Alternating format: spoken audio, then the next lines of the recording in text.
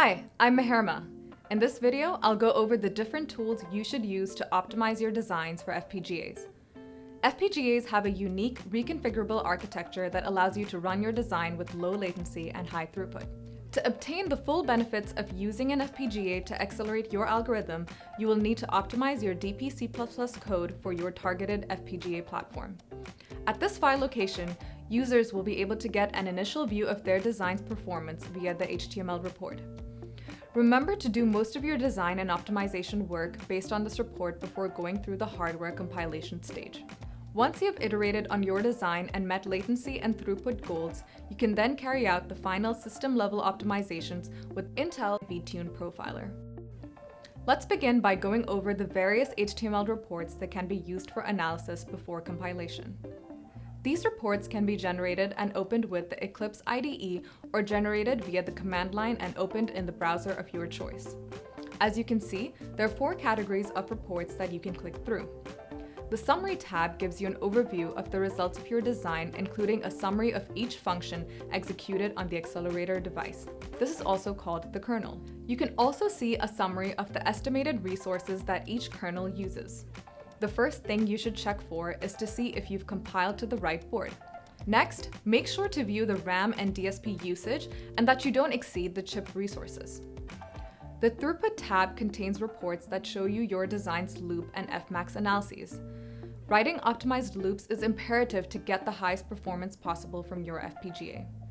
The Loop Analysis report shows you how well pipelined the various loops in your design are. Here, the concept of initiation interval, or II, is important.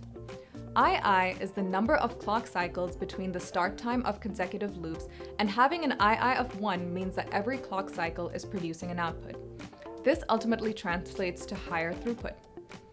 To get high throughput, you want your innermost loops to have an II of 1 to make sure that they are not stalling the outer loops. If your inner loops are not 1, please read the Minimize Loop Carry Dependencies section of the Intel OneAPI FPGA Optimization Guide. After the Loop Analysis report, you can view the Fmax II report that shows you your design's scheduled Fmax. This tells you whether the compiler still predicts if you'll achieve your target Fmax. If you see any of the scheduled Fmaxes being highlighted in red, that means there is a performance bottleneck in that block. And here, you have the opportunity to make trade-offs on area utilization for higher throughput. Next, we have the Area Analysis tab. This report gives you insight on the area utilization with more granularity compared to the summary view.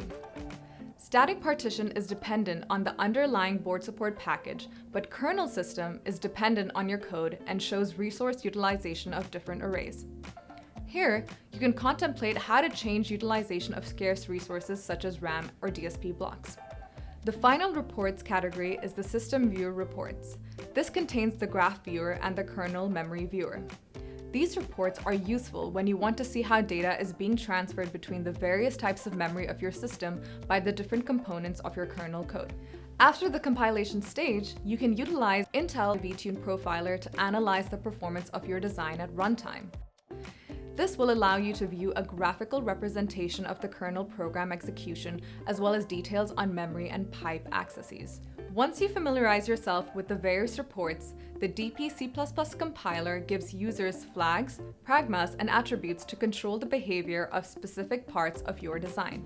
Like with any hardware accelerator, optimizing for FPGAs requires a certain level of understanding of the device architecture in order to get your required performance.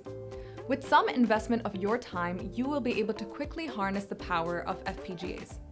To learn more about optimizing, please read the optimization guide or sign up for an optimization class in the links provided. Thanks for watching. Hey everybody, I hope you liked this video. If you haven't seen our other videos, make sure you remember to subscribe to the Intel Software YouTube channel. Don't forget to leave us a little comment down below as well to engage with the other enthusiasts who watch our shows.